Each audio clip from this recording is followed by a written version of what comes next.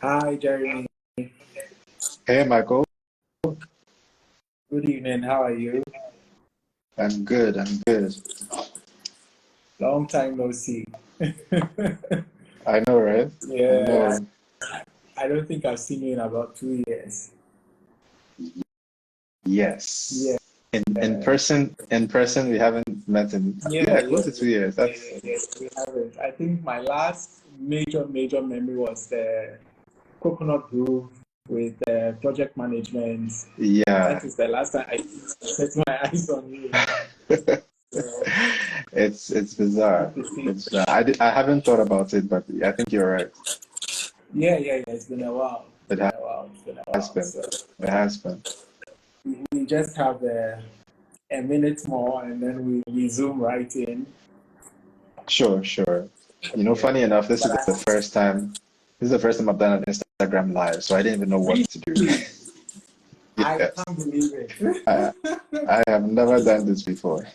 Okay. Then I've really dragged you into something new, but I know you are a man who loves challenges. So, Uncharted waters. We'll do our best. yeah, yes. So, anyway, welcome. Let me see. We have a few people joining us. I see Ash, Ash, the bossy lady. Please help. Forgive me if I don't pronounce it right. I see Jingasaki joined. I see. Wow, some of the names are wild, though. So you have to help me with the pronunciation, but you are all welcome. We are really excited to have you with us. It's 8 o'clock by my watch, so I want to formally welcome all of you to the Living on Purpose Convos. It's a joy to have you here this Friday evening. We are here to just interact with Jeremy and hear his story. There are some amazing things he's done that we'll be delving into in the course of the discussion.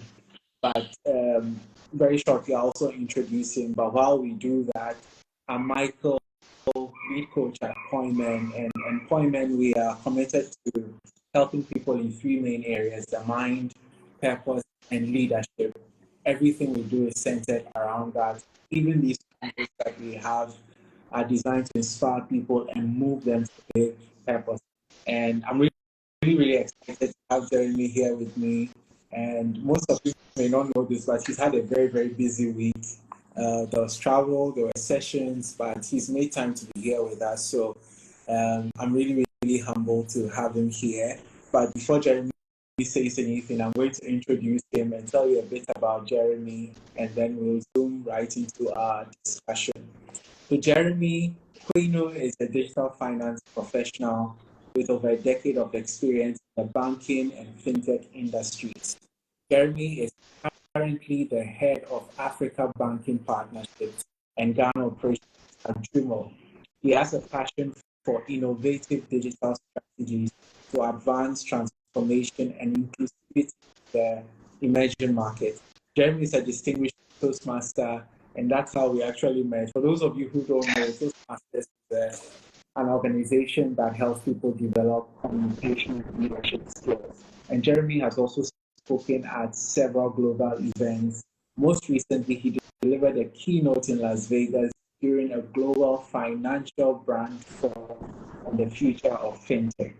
So if you are thinking fintech, digital transformation, Jeremy is someone you need to be following closely.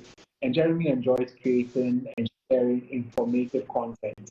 And that has led him to start his YouTube channel where he talks about fintech, digital transformation, agile, which I really want to pick your thoughts on, and then career development and all of that, right? So that's Jeremy for you. So please, for those of you who are here, let's just drop a wave or some fire for Jeremy in the chat section, just to let him know that we are here to hear from him and we are excited to have him here as long as you can hear me. So today we are really focusing on finding purpose at certain times. Yeah, Jeremy, I'm getting some fires. People are excited to have you here. We are looking I've at seen some finding hearts as purpose, well. on uncertain times. That's the discussion we are having today. And I want to start with an icebreaker or a question of what. There's a human behavior enthusiast who said, his name is Ali Juma, and he said, life doesn't always make sense, and expecting a logical progression is folly. Life doesn't always make sense. Expecting things to progress in a logical way is folly. Jeremy, what are your thoughts on this statement? And do you think it holds true since we are discussing certainty? Yeah, it's actually quite a profound statement. Life doesn't always make sense, and expecting a logical progression is folly, if that's what you said, right? Yeah, I agree with it. It's something that I learned from one of my previous bosses, where she used to say that life is not fair, but sometimes it's unfair in your favor. So you can't complain when it's unfair, not in your favor. And I always thought that was a deep thing to teach even children, because that's just the way that life is. So I agree wholeheartedly with the comments. Okay. And thank you for sharing that thought. I've also never heard that twist to it, right? Yeah. Very, very interesting twist, because if it's unfair in your favor, we like it, but the moment it's on the other side, we dislike it. So, 100%. Then before we get into the details of your life, which I can't wait to unravel, I just want to know, what has your journey been like? Your general thoughts, clarity, uncertainty, challenges, and all the things that come with just being human. How's your journey been like, and how have these shaped or influenced you from where you started to where you are now? Sure. I think that's quite a broad question, and you'll probably need a couple of hours to go through the entire journey. But I think just focusing on some of the things that have sort of shaped, let's call it, my identity and who I am today, or where I am today. I think I've just been, and I like to say, a student of life, right? You don't get to control the circumstances under which you were born, or the parents who gave birth to you, or the environment that you came into this world into. But as you grow and learn to think on your own, you observe your environment, you observe the world around you, your thoughts are shaped by the people around you as well. I think, and it goes to your point about purpose, that it becomes an answer, and it also becomes a decision that you constantly have to make.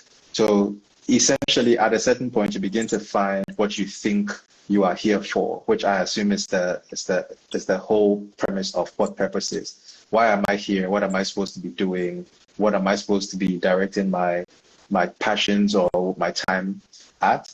And I think for me, very early on in life, I started to recognize that I wanted more for myself than I was seeing around me. I didn't want to end this, let's call it, journey of life at the same place or around the same place that I began. And I think I felt that I had a lot more agency than what people usually ascribe to themselves, in the sense that I felt that I could play an active role in what my outcome would be. So my journey has been quite a roller coaster, which I assume is the case for most people. There have been good times, there have been bad times, but I think that what I've constantly tried to do is set my mind on what that ideal life that I want for myself looks like, and try to make sure that the actions that I take align with trying to get me to that point. And obviously, I've not always stayed on that path. Sometimes you are rigid in the goal, but you need to be flexible in the path and the plan. So you try one path, it doesn't really seem to be going well, then you redirect course and orient yourself to another path. If you feel like that is getting you a little bit closer, but you need a lot more acceleration, you pivot and change course as it may be. So that's essentially a summary at a high level of what my journey has been like: going through school, finishing school, making different friends, choosing careers, choosing relationships, friends, and ultimately ending me up where I am now. But I'm sure as we go along, I can provide a lot more detail, because I've kept it quite high level. I've kept it quite high level. a general sentiment. So now we are going to start delving deeper into some of the interesting stories of life.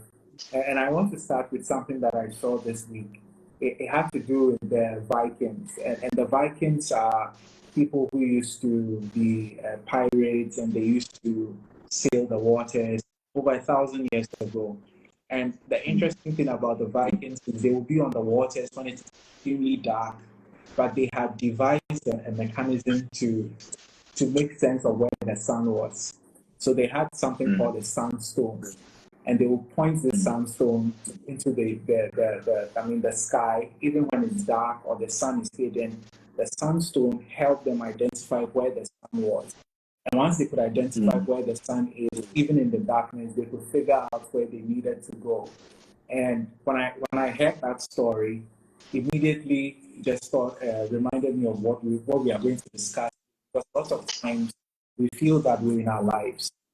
Everything seems dark, everything seems hopeless, things can be challenging, especially in times like COVID, where for many people, they didn't know what to do, how to navigate their lives. And when we find ourselves in seasons like this, how should we approach such seasons, in your opinion? And I'll tell you why I'm asking this question shortly. I think it's quite a difficult question to answer because individually we are also different in how we assess a situation and how we perceive the challenges that exist, right? And one thing I've learned in growing up is you might hear someone complaining about something that they feel is dire, but you feel is quite trivial. But regardless of how you feel about it, that is the way the person is taking it, right? So some people seem to thrive during COVID, other people seem to struggle during COVID. But regardless of who you are, where you stand, you take it in a particular way, and that has to be acknowledged. I think when you are in a situation that you feel that it's dire, you have to try as hard as it may be to recognize that life is not a point in time. Life is a continuum. So you might be tempted to think that the situation that you're in that is so dark and gloomy will continue to be like that for a long time. But the reality is that we are not at a point in time. It's a continuum. Certain times in life, you have faced that a situation that you felt was really bad, but now you have the opportunity to look back and think about how you came out of that. So as hard as it may be, you need to remind yourself that whatever is going on now is not a permanent situation, even though it might appear so. And just give yourself the time to first accept that this is the situation that I'm in, and it might feel bad now, but with every day that passes, with every hour, minute that passes, you are making a change is coming, right? All shall pass. And I think that's the best mindset that I would recommend for you to be in. Okay.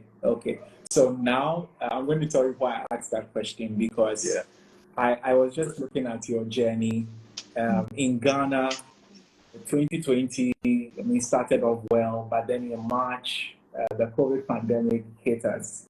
And I remember very well because at the time I was the director for Ghana Toastmasters. And in Toastmasters, all we did was to meet in person, shake hands, and do our meetings. And so on the 15th of March, when the president said we are going into lockdown, the following day, I had to make a public statement to the Ghana Toastmasters community and tell everyone, you can't meet in person again, you perhaps can't meet in person again. And so that changed everything for us as a Toastmasters community. But interestingly, I know a man called Jeremy who also was a Toastmaster, but that was the very time I saw you pivoting. You had been with Fidelity Bank prior to 2020 for 8 years. But then in the heat of COVID, Jeremy makes a move and you move to Jumo. And then later in the year, you launch your YouTube channel and you are committed to just educating people. And 3 years down the line, you've been consistent. The last time I checked, you are almost at 10,000 subscribers. I really want to know how you did that and why you felt a time like that was the best time to make such a move, right in the heat of COVID, switch jobs from a very familiar place where you had been for 8 years, go into a new uncharted territory, and then launch a YouTube channel committed to educating people at the same time? Yeah, I mean, when you say it like that, it sounds it sounds a little bit more, inspiring and planned than it actually was. I Okay. think that a lot of that was born out of uncertainty. And I think that naturally, as people, when we are put in or we're forced into the corner, that is when we either respond with fight or flight. And for some people in certain situations, the best thing to do at that moment is to flee. And for some people, you just don't have any option but to fight. So I think a lot of the things that happened during that period were a coping mechanism for my side, or a coping mechanism, however you want to say it. So the reason why I made the shift from just a traditional banking to fintech was because one, the opportunity presented itself. Right, I was reached out to by the fintech that I'm currently working with, Jumo, about a role that had opened up. Right now, that in itself was a great thing to feel considered for that role. What people don't realize is that I was interviewed for 6 months before I actually got into the company. So I had to Wow. go through, exactly, I had to go through several interviews, presentations, panel discussions, takeaway assignments. And then halfway through, I was told I was not successful. And so I just made my peace with that. Then they came back and said they have decided to split the role into something else, and I'm still under consideration. And then another 3 months ensued of going through another batch of interviews and all of these things. And a lot of that I credit to the time I spent in Toastmasters, because some of the things that I was very bad at prior to joining Toastmasters were things that I had improved on, and were things that were directly queried during the interview process, in the sense that a lot of the job required somebody being able to speak and engage and influence and convince partners to be able to do certain things. So you not only needed to be technically sound, but you also needed to have really good interpersonal relationships. Now, prior to joining Toastmasters, that was not a strong point of mine. And even if you consider the interview process itself, just the sheer number of questions that you had to answer from people who don't have the same background as you, and having to speak off the cuff, some of the things that were taught in Toastmasters really came to play in that. So the opportunity presented itself, and fortunately, that preparation that I'd gotten from Toastmasters allowed me to take advantage of the opportunity. And this actually brings me to a quote that I think I heard from you, Michael, in one of the Toastmasters days, where you say, it's better to be prepared and not have an opportunity than to have an opportunity and not be prepared. I think that was a situation such as that. So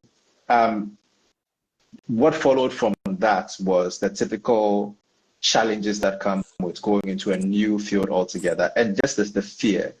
I joined the new company right when the lockdowns were happening and COVID was, announced globally as, a threat to human livelihood. And I was having my onboarding and right in the middle of that, and I was asked to fly back to Ghana quickly so that I would not be locked out of the country for the next 8 to 9 months.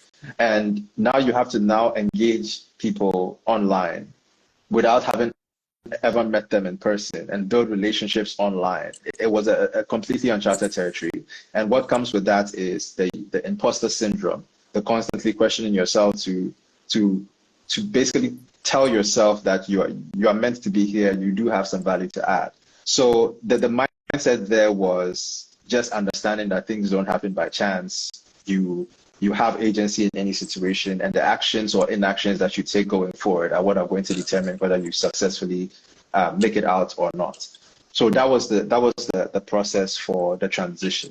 The funny story that I tell you, and even my wife knows this, is that when I joined the company, I was thinking that the company would collapse in 3 months. I'll be very honest with you. So my prayer to God was, let this company last longer than 3 months, so that at least I can get paid 3 times. And if anything happens, I can go back and ask my boss for my old job back. Right.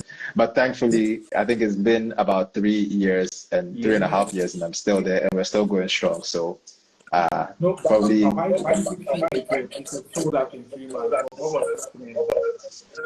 I think that the situation that I went to meet in the company was quite dire, now that I've been in the company a lot, I know that it's quite the normal thing to happen in this particular industry. But coming from a traditional institution like a bank, where you are shielded from a lot of the issues that happen at the top, it was quite a different shift for me to be exposed to the full force of the risks that a company has to deal with.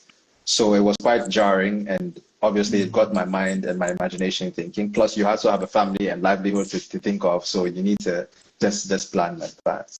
So that's typically what happened. And I think that the first thing that I realized was I had a lot to learn, and I had to make the time to learn all of these things within the time period as quickly as I could, because that industry is quite dynamic, quite fast, and you don't have that long of a grace period before people expect you to start adding value. So that's how come things like the YouTube and others were born. But what you would notice in the YouTube was that because we were in lockdown, and because you and I know from Toastmasters, we now switched to an online format. A lot of the public speaking, presentations, engagements were being done online. And not everybody was as comfortable speaking to a camera on a metal technology device as everyone else. All the teaching and the training that we had gotten had been in person. So making that switch was a little bit difficult. Speaking to icons on the screen and people not turning on their cameras can be quite an uncomfortable position to be in. So YouTube initially became that outlet for me to sort of find a way to challenge myself, to learn how to speak to a phone. But not only that, but also to continue practicing my public speaking, to challenge myself to share some of the lessons that I had learned, because I kept getting questions from people either about Toastmasters or about making that transition between fintech and traditional banking. So I decided to challenge myself and say, listen, this is something that I'm very uncomfortable with. I had already made a personal decision that if I find something to be out of my comfort zone, but I can clearly see the value, I'm not going to give myself the luxury of thinking about it for that long. I'm just going to do it and live with what the results are. So if you ask me to do a session with you, my first answer would be yes, and then I would figure out how I was going to do it later on. But I've made the commitment. But even in Toastmasters, if any VPE or VPM reached out to me to say, Jeremy, you need to do a speech next week, my personal promise to myself was say yes, and then figure out how you get the speech done. Figure out how you get the speech done. Because that's the only way to force yourself out of that zone. If you allow yourself, your natural human tendencies will overthink, and you will be tempted to go back and say, I can't make it. And I was not going to let myself go through that. So that's how come the YouTube channel started. And the one thing about YouTube that I learned very early was you will overthink the first couple of videos, but in order to be successful on YouTube, you needed to focus more on quantity than quality, because the quantity begets quality. The more you do it, the better you're going to become. But if you allow yourself to over-focus on quality, you will overthink the first video. So that was essentially my motivation. Yeah. I just decided I needed to hit 100 videos, and I did the math, and I was like, if I release a video every week or every weekend, then it's likely by the end of year one, I probably will get 50 videos, year two, another 50. So all I had to do was just focus on one video at a time, right? Not focus on the long-term goal, and not worry too much about quality, just try and churn out as much as I can and be diligent. Yeah. Excellent. So that's how those two came about. Excellent. I mean, just few things you said that have really stood out to me. If something is out of my comfort zone, but I see value in it, I'll do it. I knew the flags that you said. So the key word there is value. So whether it's challenging you or it puts fear in you, as long as there's value in it, you're just putting value into it and you're going to do it. And then I like what you said about YouTube, for quantity over quality.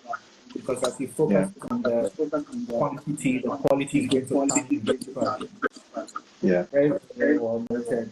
So, since we're talking about YouTube, I just want to jump into the focus area. Part of what you've been talking about as we've been agile. We talk a lot about Scrum, and then there's the fintech, digital transformation, and then there's also Toastmasters, which I categorize under personal development. So can you just walk us through why these four or these three areas are so important to you? Sure. So I think that it's easier to explain the concept with an agile concept, right? It's something you learn in agile. Now, agile project management is just a new way of delivering projects that is easier, faster, and more efficient. So in project management, there's the traditional way of delivering projects, and there's the agile way. Agile became more prominent because a lot of the projects now became digitalized and software based, whereas previously a lot of the projects were more physical and traditional and mundane. The reason why I took an interest in agile project management or agile delivery was because I recognized that the world that we lived in, the work that we're doing was becoming increasingly digital, and it was changing from what was traditional. So in order for you to be able to keep up, you had to learn how to get things done in this sort of evolving world. And agile seems to be best placed. Plus, project management generally is one of those generic courses that seems to apply in almost every industry you're in. Like there's always going to be merits for you to be an accountant who knows project management, or an auditor who knows project management, or a banker who knows project management, or a speaker who knows project management. There was just no downside to knowing project management because in whatever field you are, projects will come, and as long as you know how to apply the principles to get it done, it works. Now, the reason why I chose those four areas is based on a concept that I learned from project management. It's a Japanese concept, and there's a few of those in Agile called Ikigai, right? And Ikigai is, I think it stands for your purpose for being, or a way of being, right? But it's essentially the intersection of four things, right? So finding something that you enjoy doing, something that you love, finding something that you are good at, finding something that the society or community needs, and then finding something that you can be paid for, right? So something you love, something you are good at, something that the society needs, and something that you can be paid for is usually that sweet spot for sort of finding, meaning of sorts. And that's what Ikigai is about. So when I was thinking through this, I was like, okay, I'm passionate about Toastmasters. I get paid for fintech. I enjoy putting out videos and public speaking. And YouTube as a mechanism in itself is an opportunity for you to earn money and get paid. So it sort of fits into this framework for me. And I just looked at the kind of questions that I kept getting asked. I kept being asked a lot, right? What is it like transitioning from banking to fintech?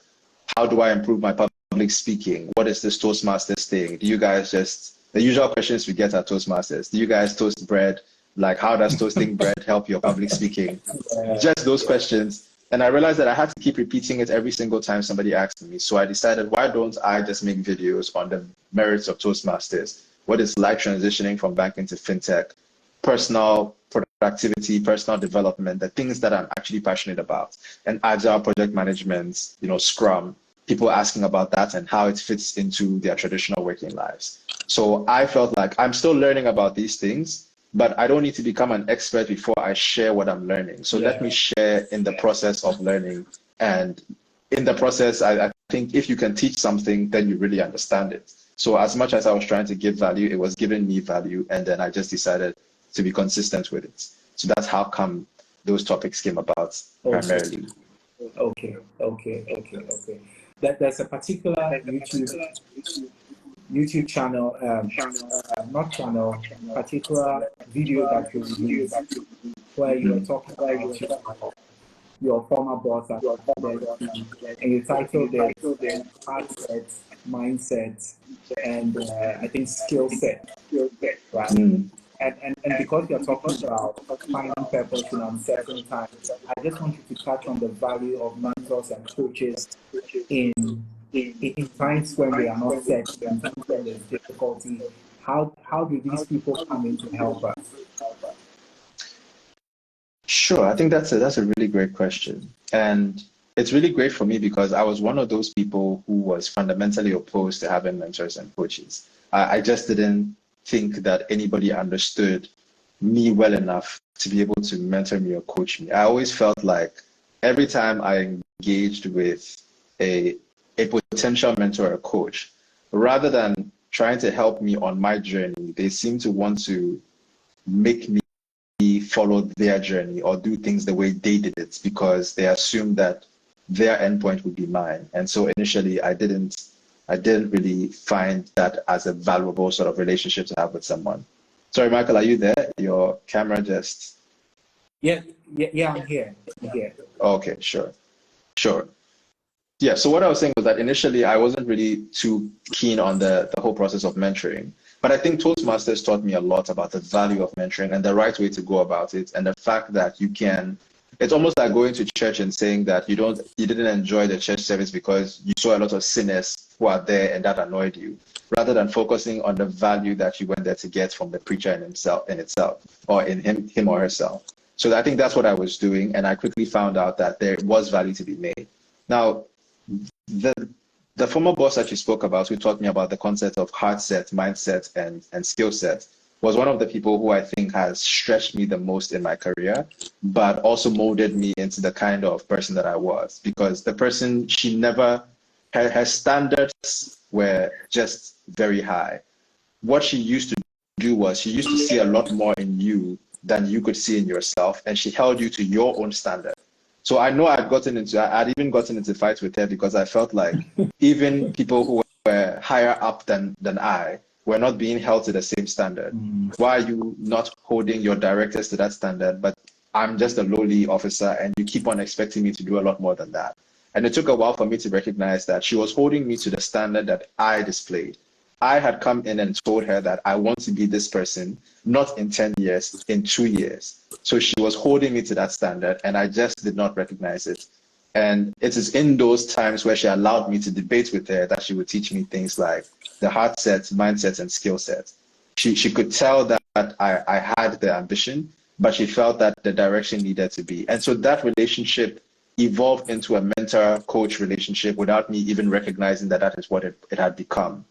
I think I was fortunate to be able to have someone who was doing both, in the sense that in terms of the long-term strategic vision that I had for myself, she could provide guidance and input there. And on a day-to-day basis, I was also working with that person and I was getting the lessons that I needed to build my skill sets and basically my toolkit. Right. Okay. And that was quite profound. I think that one of the best lessons that I recognize is that no matter what you're trying to achieve, somebody has gone down that path before. So there's no point in trying to go it alone and fall into the potholes that exist when somebody could actually tell you that, Michael, you are going to face these potholes. And when you get to these potholes, this is what you must do. Maybe your potholes will be different from theirs, but there are certain general principles and mindsets that you need to have such that when you get to those hurdles or potholes, as we're calling them, it's easier for you to navigate, right? So facing imposter syndrome, I had to fall back on my mentor to say, I'm coming from a place where everybody knows me, everybody knows I'm good. Now I'm coming to a place where nobody knows me and everybody doesn't, all they seem to value is what value you can bring, and I haven't brought any value. So how do I navigate this? And the person essentially says, fall back on your skill set, fall back on your mindset, the heart set. And it helps you to sort of navigate these foreign territories. So I think mentors and coaches, I used to call them mirrors. So certain times you don't, and maybe I should segue into something that I did during COVID that I think helped me a lot. And this is for people who may not have an established mentor in their lives. I think one of the things that we fail to do is to recognize our own ability to gauge and guide ourselves, right? The whole process of introspection, where you sort of sit and have a conversation with yourself, a very honest one, because obviously lying to yourself is pointless. It goes against it doesn't help you. One of the practices that I did during COVID was something that I saw, I think I read somewhere. So I reached out to 5 family members who I thought were open, honest, and knew me quite well, and then 5 friends as well who I thought knew me quite well. And the purpose for reaching out to them was to understand who I was, what my issues were, what things I needed to work on. Because in the way that I saw it, if I could improve as a person, then that would ultimately help me to achieve the goals that I set for myself.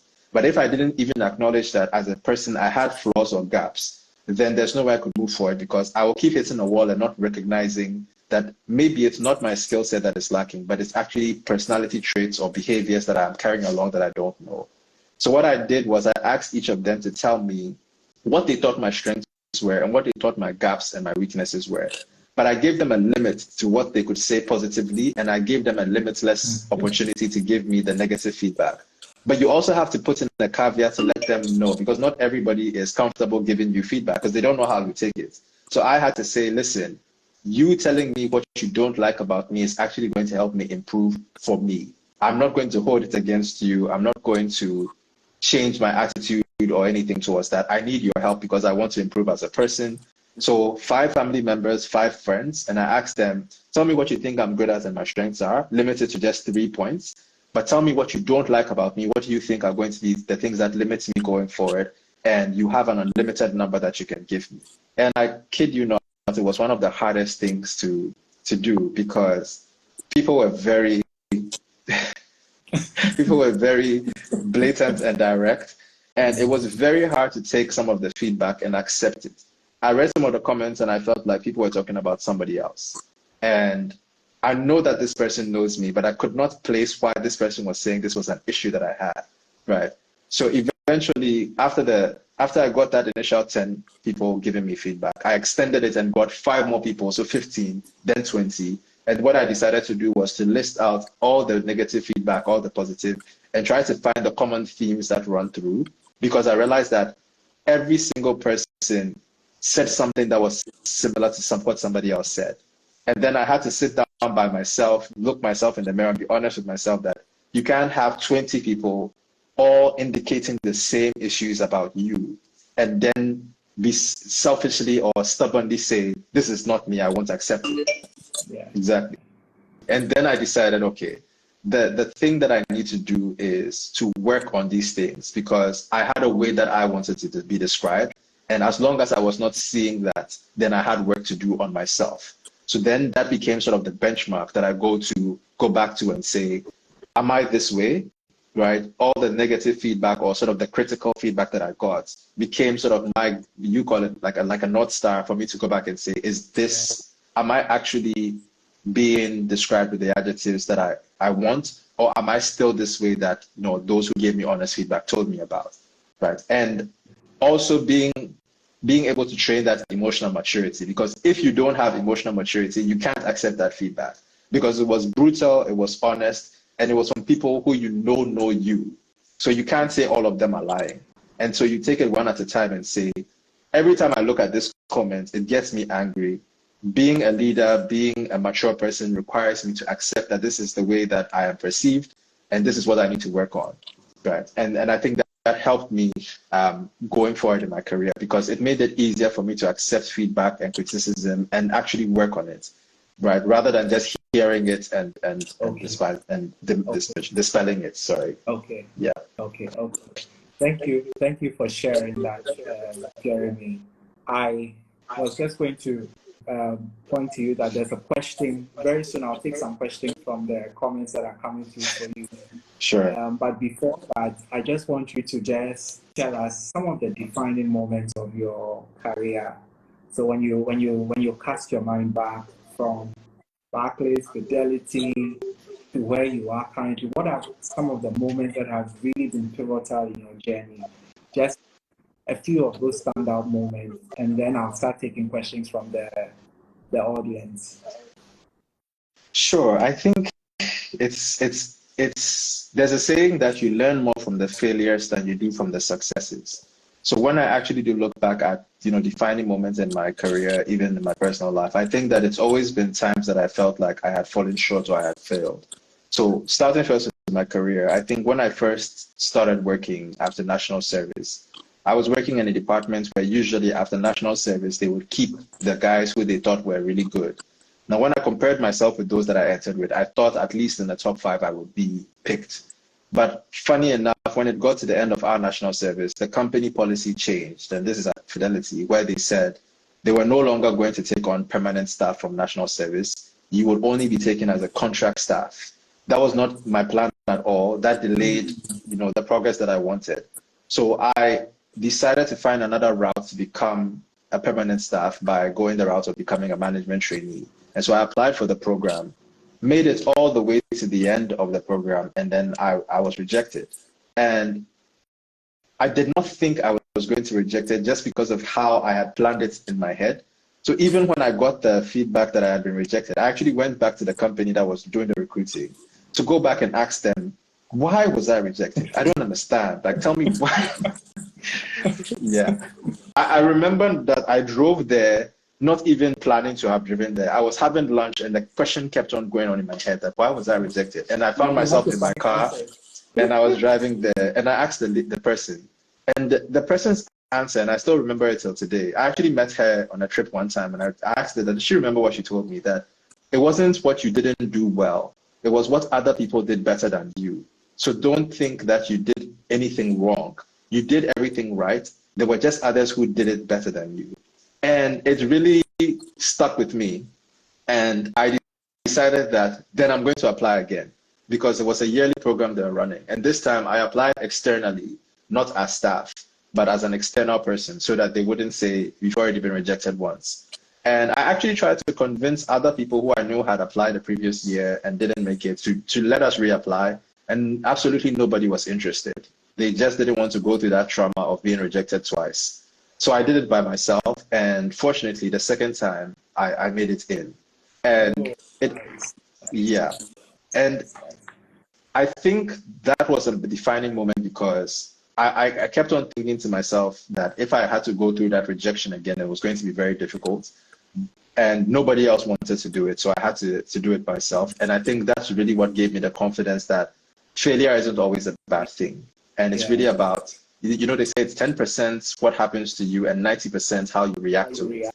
So failure, exactly. So my reaction was to learn from my mistakes and try and go it again. And this time be better than I was the last year. But I mean, very interesting story. But I want to know, was it something about the role, or it was at that point in your life, I just need to get going in life, or there was something about the role that you felt was so important for your journey, your career, or your purpose?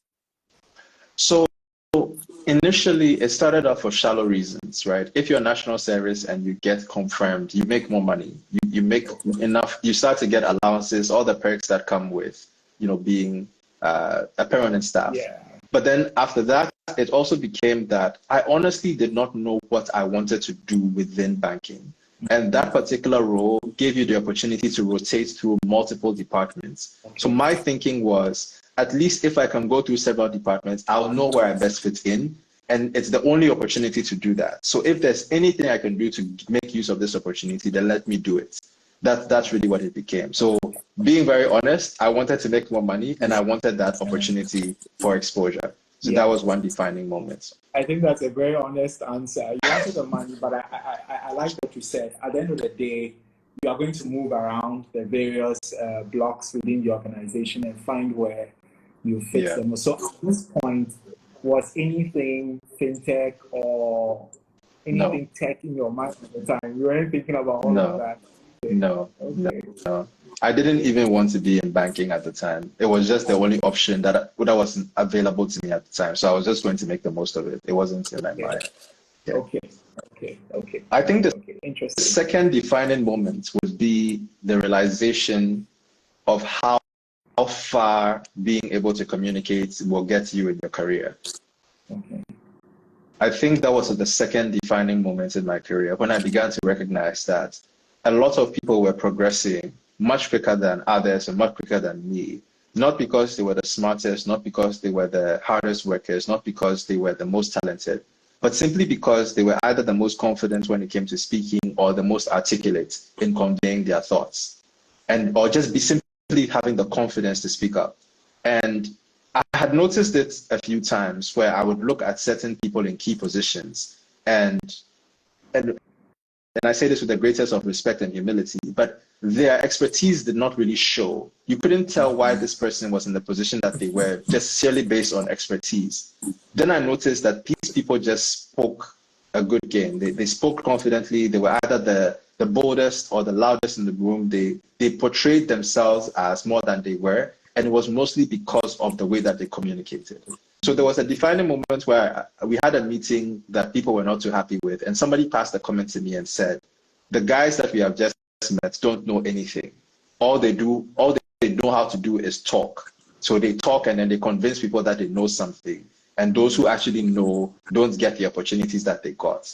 And it clicked to me, and I was like, if these guys don't know anything and we know something, and the only advantage that they have over us is that they speak better than us, then evidently the best thing that we can do is to make sure we can speak better than them. Now, it was a challenge for me because, one, public speaking had never been a thing that I was comfortable with. It was my biggest fear ever since childhood. I was okay if we're speaking as friends. Jeremy, sorry to stop you. I don't believe that. You don't look it. I don't look it now. Yeah. I think that, so the issue has not been that I had an issue with vocabulary. I think my issue was more with confidence and willingness to actually do it and to speak. I was never an extrovert growing up, and maybe the best evidence I can give you is anybody who knew me before high school or before college, right? That's everyone who knew me before then would know that speaking was not something that I was good at. Interacting with people was not something that I liked to do. So getting to the point in my career where I felt like this door in front of me is the thing that is keeping me back from making progress. All these guys who are getting promoted seem to be very good at portraying or amplifying their skill sets because of their communication ability, because of the confidence. And if these are the two things that I need to work on, then it must be done, despite how uncomfortable it made me. And I think that was the day I went online, looked for Toastmasters. And I think the number that was online was yours. So it was yours. Okay. Yes. So I was planning to go to Accra Toastmasters, but that day, I think you said Julati was meeting, and that's how I went to Julati. And I think, exactly. And I think that first day, I saw you, Dansoa, and Tony do speeches. And I was completely blown away by the fact that you guys were able to do speeches without notes, without any paper. And I decided that I was going to come back. But on that day as well, I also recognized that Toastmasters was only meeting twice a month. And I looked at the way everybody there was communicating, and I told myself that I am far behind these guys. I can't just do twice a month. It's not going to be enough. I'll never catch up. I need to find another club that can give me twice as much practice, because I need more practice to be able to catch up to these guys. And that's how come when the Fidelity Bank opportunity came, I took it just to give myself, a chance for more practice. Yeah. So that was another defining moment. I think the last one is just a very brief one, and I think that is just coming from it happened right in COVID as well, where I think for the first time, I'm not going into too much detail, but for the first time, I realized that the advice that they give you about if you want to go far, go together. If you want to go fast, go alone. It didn't really apply for me, because every single time I had tried to go far with people, I got let down. And I think in that period, I got let down so badly that it really took a toll on me, because, you try to help people, you try to build sort of a community or, just a small group of people that you want to invest time and effort in. And when all of that gets, shut back in your face, either by your own actions or inactions, it just begins to dawn on you that there's certain things that you must do in life alone, even if you want to go fast. If you want to go fast, you must do it alone. If you want to go far, you must do it alone. Just coming to the realization that your story is not going to be the same as everyone else's story. And that advice applies to a lot of people, but may not apply to you in this situation. So for a period of time, there's things that you have to do by yourself to go fast and to go far. And you have to get over that initial hurt and that initial self-questioning and just accept that this is what my journey is going to be like. And I'm going to have to cut off a number of people in order for me to get to the next level. And it's not a great thing to happen, but it must be done. And you're going to face the resentments and all of the things that come with it, but it must be done because you know the journey you're on. Yeah. I think those are the three defining moments for me. Thank you, Jeremy. Thank you for sharing your defining moments. There was a question that someone asked. D.O. Zion said, how did you capture the feedback from when you asked people to give you candid feedback about what they thought you were great at and what they thought you weren't too good at? Did you do it using a form, or it was a direct conversation you had with them? He wants to know how you did that. Sure. So I think I just did it a very simple way. I WhatsApped everyone. So first, I wrote a list of the names of the people that I wanted to. I like to write things down traditionally. I have books and notes everywhere with me. Okay. So I just wrote the names down, and then I WhatsApped every single person. And I had a generic script. So I'd say something like, "Hi, I know I consider you a friend. I know that you've known me for so and so years. I'm really trying to improve myself for my personal growth and development, and I need you to help me with the following. I want you to tell me, what I'm good at. Just limit it to just 3 things that you think I'm really good at, and then I want you to focus more on, constructive criticism. What am I bad at?" So I sent it in a form, and I put in the caveats, to let people know that they can feel free and go as hard as they want to me. And some people called me back immediately to say, "Are you sure?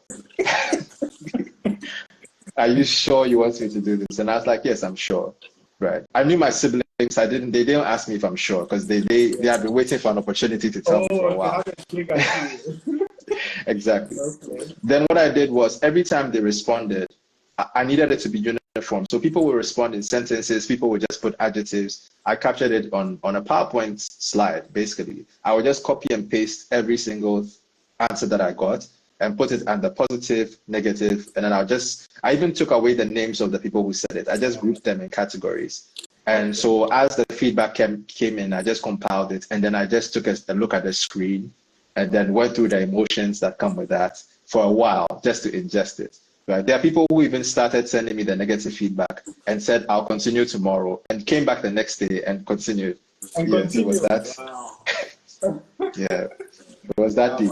Wow. Interesting. But I think I like the way you guided it. You told them what you wanted them to tell you. You gave them the freedom to be as honest as possible. Yeah. And then you got the feedback. I like what you did. That's a smart thing. You took the names away, because that takes the bite out of what is being said. Once you don't see the name, you don't pay too much attention to who said it, because sometimes you focus more on who is saying it than the message that they are trying to get across. You highlighted earlier that in doing that, you began to see themes that were common to what everybody was saying on the positive and in the negative side. So how did that shape you going forward after going through such an experience with the people around you and gathering all these insights of how they saw you?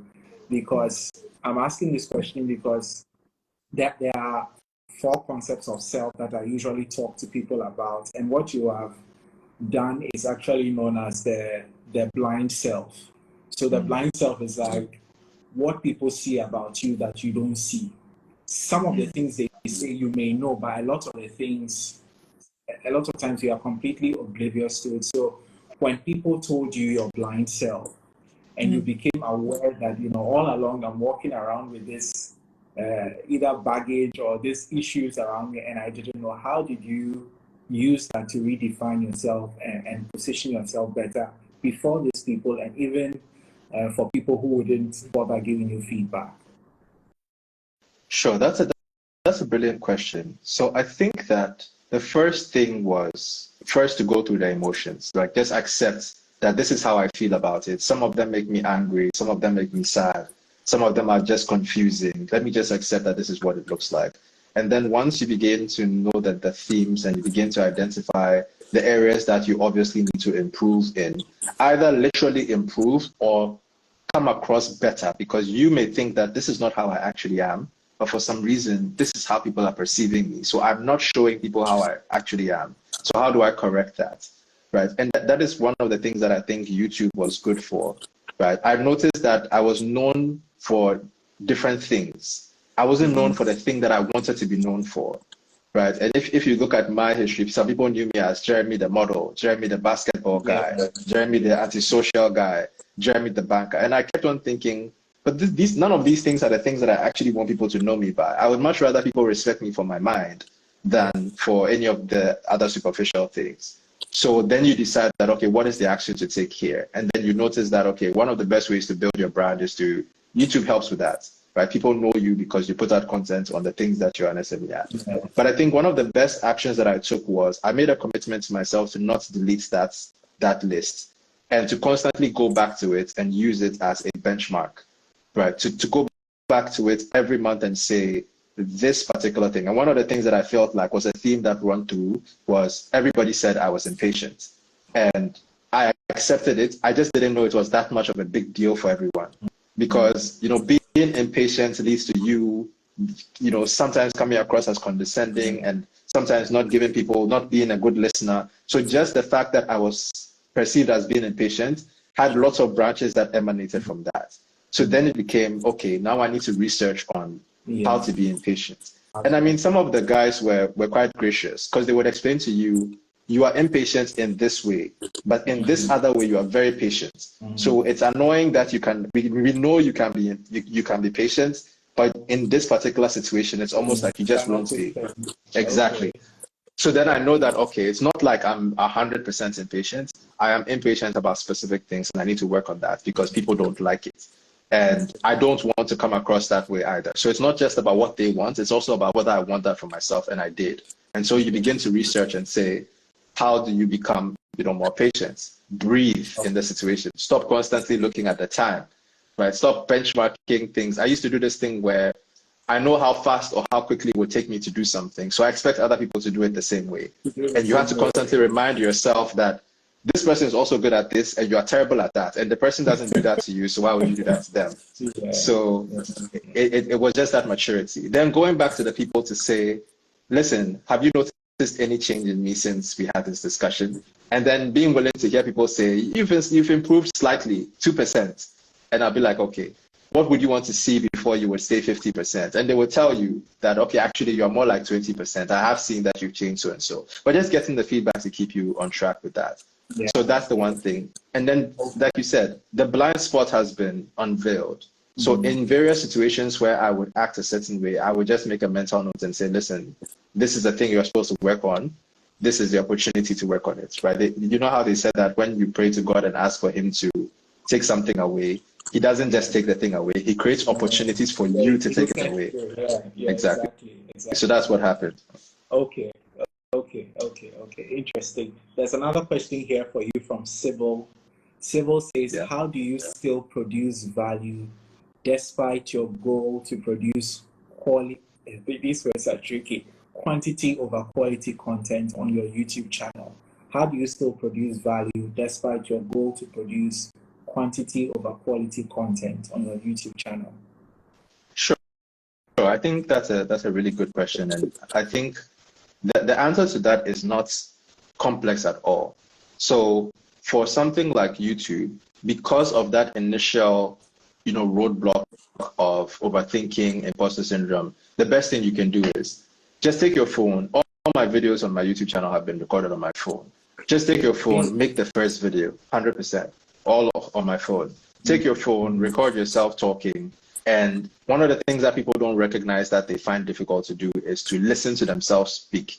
People find it very uncomfortable hearing their own voices or watching themselves do something. And they keep on thinking what other people are thinking. But you need to force yourself to do it. Now, in terms of how to produce quality whilst maintaining, how to produce value whilst maintaining quality or producing quality, I think it's just the general rule of thumb, right? If you want to, so all you need to do is try to be 1% better every single day, right? You don't need to be 10% better or 20% better. They say if you are 1% better every single day, but then by the end of the year, you would have become 37 times more better than when you started. So with each video, I just try to focus on one thing that I feel like it needs to be improved. Maybe in the last video, my sound wasn't great. So then this next video, I'm trying to just make that sound quality 1% better than it was in the other video. The next video, I felt like I sounded too robotic. So all I'm trying to do is to sound a little bit more conversational. The next video, the entire thing was just too technical. So how can I make it a little bit more relaxed and more engaging? So just focusing on that 1% every single video, every single time is more than enough, right? Okay. Okay. Yeah, Okay. that's really what it is What about you it. just said reminds me of a game, because you are big on Japanese terms, Kaizen, the Kaizen, 1%. continuous So, improvement. yeah, I've heard you talk Exactly. about it a couple of times. Okay. Yeah. Another question for Jeremy. Please just drop it in the comment section as we get ready to wrap up. I was going to ask you a question. So, Jeremy, a lot of people have heard what you said. You've shared some of your highs and low moments. If someone is genuinely stuck, or they feel like there's no progress, they don't really know where to turn, I'm asking this question because there's a particular video where you address feeling stuck in your career or not knowing what to do with your life. And interestingly, one of the root causes you addressed was uncertainty, which is what we are talking about. So if someone really finds themselves in that zone, what are some of the things they can do to really get themselves back in the game, or to at least get things moving till they figure out what to do, on the big picture level? What are some of the things people can do from your experience? Just tips you'd like to share. Sure, sure. I would say that that's a difficult question to answer, again, because we are also different in how we perceive a situation and how we react to the situation. I think one of the biggest things that helps me is, or there's a few things. One is one of the things I've spoken before, I spoke earlier about, is trying to remind yourself that regardless of what's happening to you in the present, it's not going to be a permanent situation for you. That is what causes you to overthink. That is what causes you to continue to dwell in the moment, and it prevents you from thinking about what do I do to improve my situation. That's one thing. The second thing is having that end goal in mind. I had an executive coach that took me through a practice where he said that in order for you to know what actions you need to take today to get you to the kind of life that you want to have or you desire to have, then you need to have that end goal in mind, and it has to be painted clearly on paper, not just in your mind. So an exercise that he made me do was picture yourself 10 years from now, right? And he made me give that 10 years from now sort of a name. So picture Jeremy 10 years from now and call him Jeremy, 4.0, assuming you'll be 40 10 years from now. So Jeremy 4.0, or, give it your own funny name, like Jeremy Ideal, Jeremy Pro Max, Jeremy, whatever it is. But essentially, for that Jeremy 2.0 or 4.0 or Pro Max, that person is living the ideal life that you want for yourself, right? In 10 years' time, or whatever the time period is, what exactly does it look like if you say that a person is living your perfect life, right? And just be realistic about it, right? And write down the actual things that are happening in that person's life that make you call it a perfect life. So your family is healthy, I don't know, married with kids, having a job that is earning you this amount of money, having peace of mind, doing these things as a hobby, being able to travel, having a good circle of friends who are, a good support system, just write down those 10 things that make your ideal life perfect. Then now think about that person as the person who is always with you. That person is always with you and guiding your actions and telling you, listen, if you want us to get to this point that you've envisioned us to be, then today in this situation, these are the actions you must take. You don't know what to do, but you know somebody who knows what to do. So rather than just sitting down and overthinking or thinking in circles, reach out to Michael, reach out to Papa, reach out to these people and ask, what can I do in this situation that would position me better for the life that I want to be? And once you have that end goal in mind, you constantly go back to it and say, listen, in 10 years' time, this is where I want to be. But you can't just wait for 10 years and see if you will get to that point. So what actions can I take today?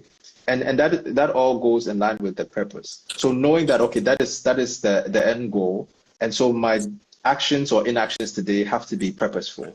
And it allows you to, approach the day with more conviction. Yeah. You might be doing something now, you don't see the immediate result, but you know that this course I'm taking, the Toastmasters, improving my public speaking, networking, even though I don't want to network, or just devoting time into something that is out of my comfort zone is ultimately supposed to take me into that person.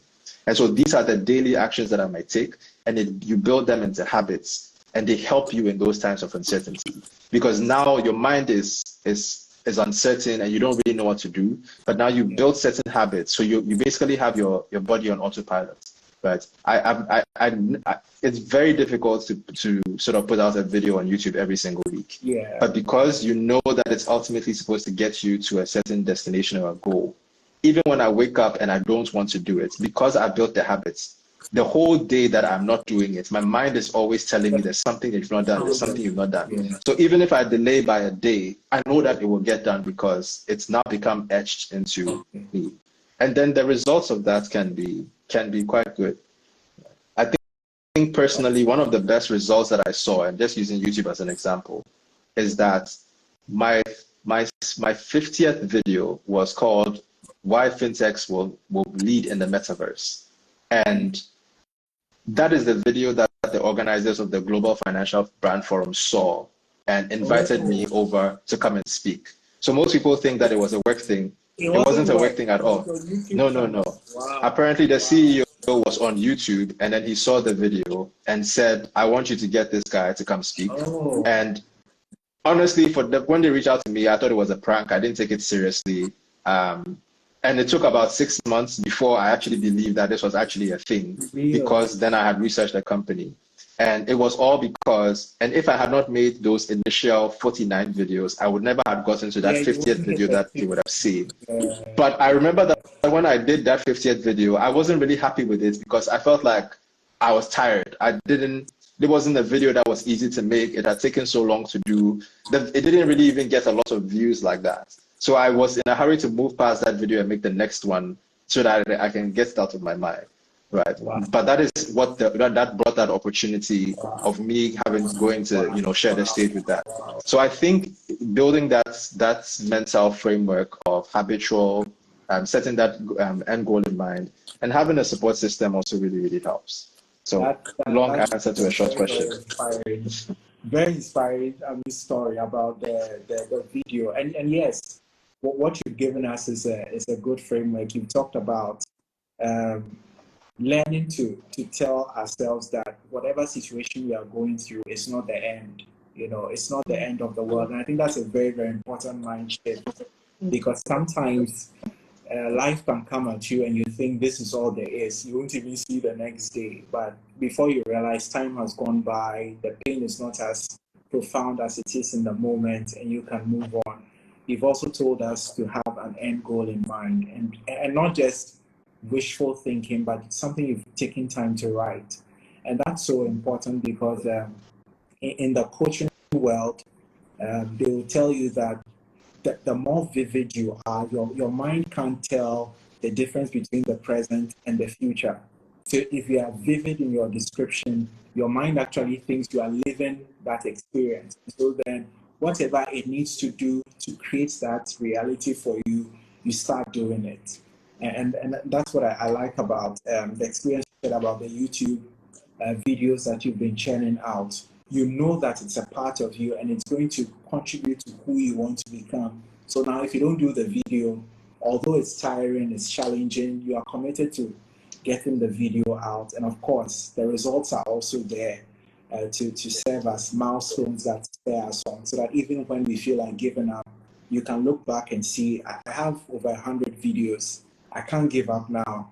I can push myself and do something bigger than I've already done. So those are very valid thoughts and points that we can carry with us. And you've had some success stories. Like you said, someone reached out to you from nowhere.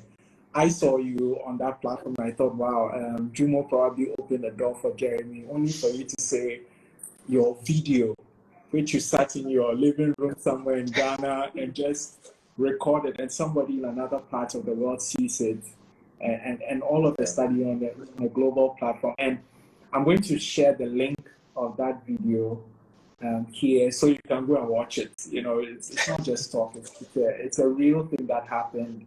And in the Ghana Toastmasters community, I remember how excited everybody was for you. But I think a lot of people don't know this backstory, so I'm really glad that you shared it with us. I just want to encourage, if there's any question or any thoughts you want to ask, please ask, because we are going to wrap up in the next 5 minutes. Jeremy has really been gracious with his time and with his experiences. So just keep your questions questions coming in quickly while I run through a couple of things before we go. We've learned so much from Jeremy. I just want to share a few thoughts from what I've gathered today. If there's also something you learned that you want to share, you can either DM it to me or you can put it in your story and tag me or tag Jeremy, and we'll also reshare it.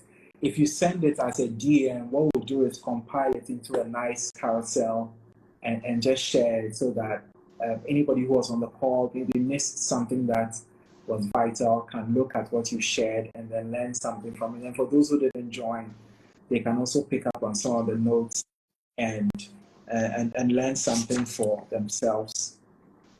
But very quickly, I just want to run through some of Jeremy's experiences. Jeremy has talked about transitioning from the banking to the fintech space. And on the surface, you would think he was making a big career move. Unknown to all of us, he shared that there was 6 months of interviews where at a point he actually didn't get the job, but the company comes back and asks him to continue because the role had been redefined.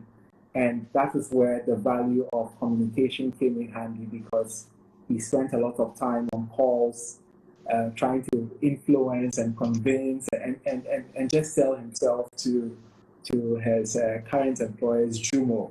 So sometimes the opportunities that come to us will challenge us in ways we never thought would be challenged.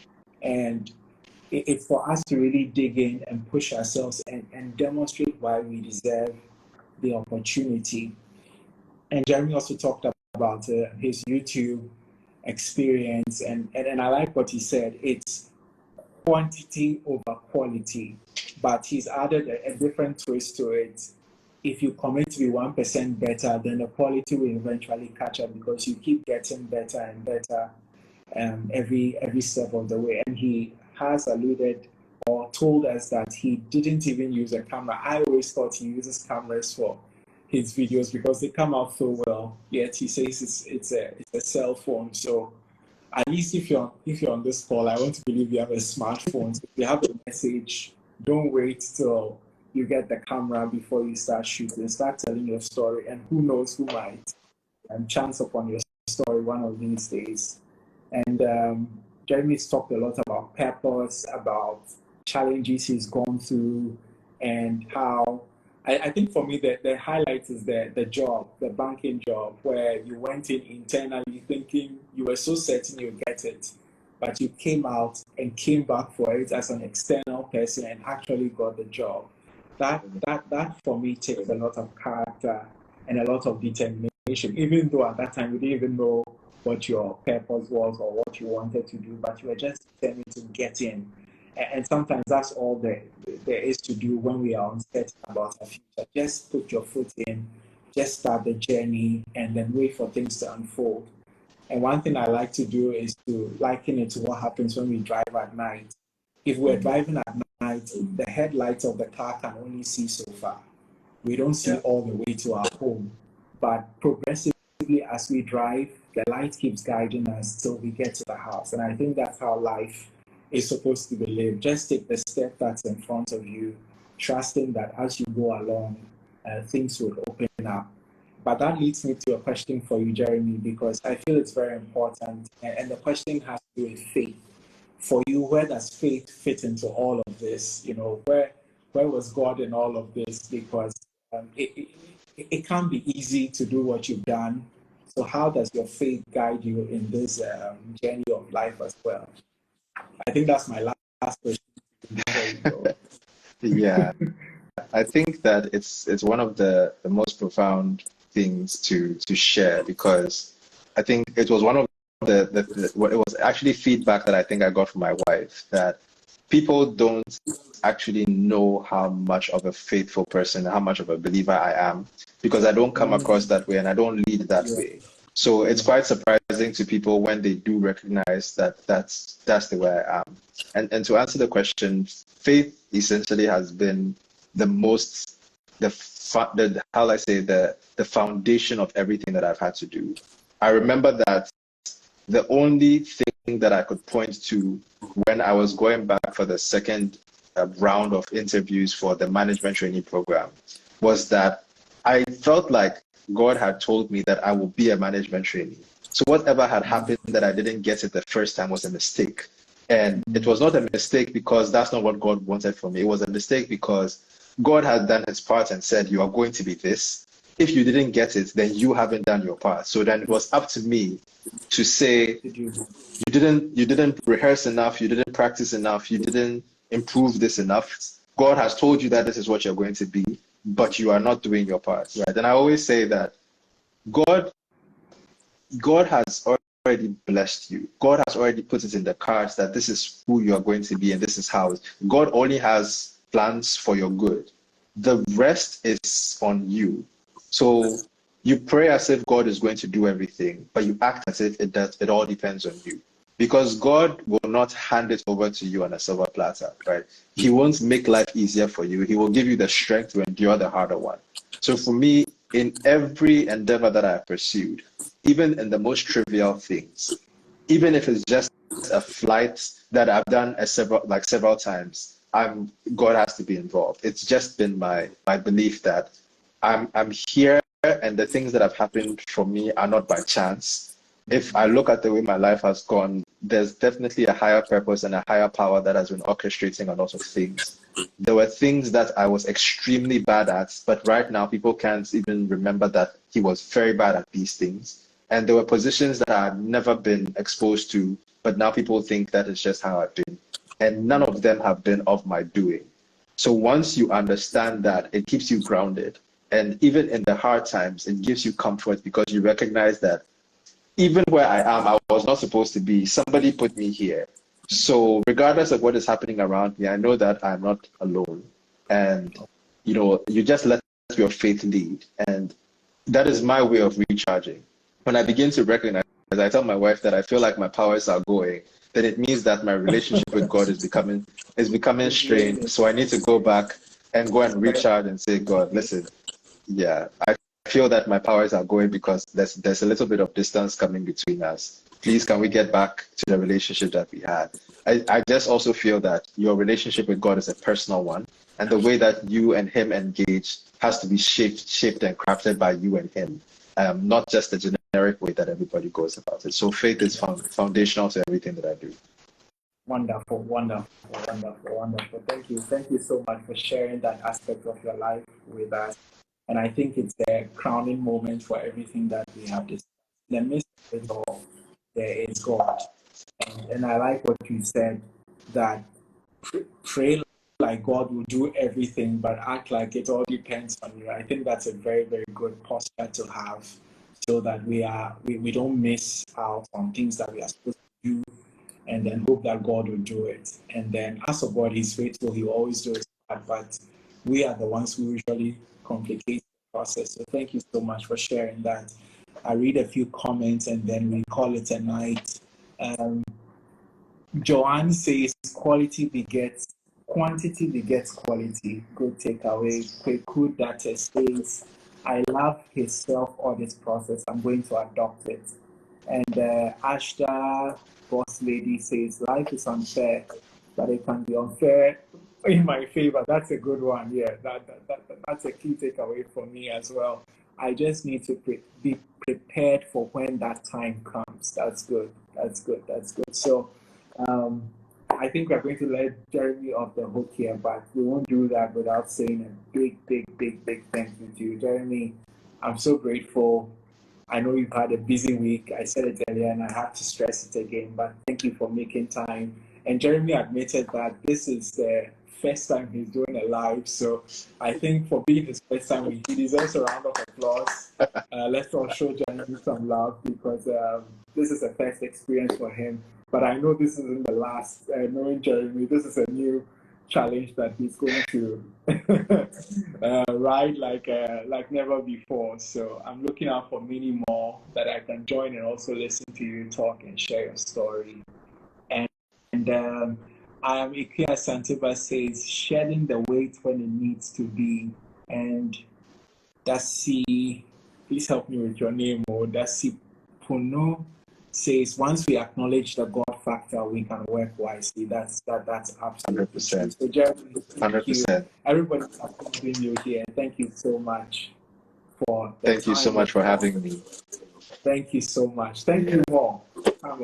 Sharing your experiences. Thank you. Thank you for picking up the phone when I called Toastmasters. Yes. The journey would have never begun. That's true. That's true. That's how the journey began. Awesome. Wonderful. 100%. Thanks for having me, and I think it's been a very insightful conversation for me as well. So, pleasure to be here. Looking forward to more of such. Yes. I'll come back again definitely, but not soon. I need to give you some space. Sure.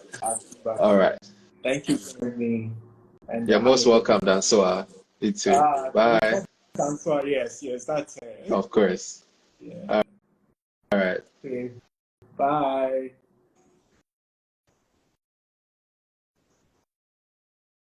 Okay, thank you everyone for joining. It's good night for now. We'll come back again with another round of Living on Purpose Convos. God bless you and have a wonderful evening.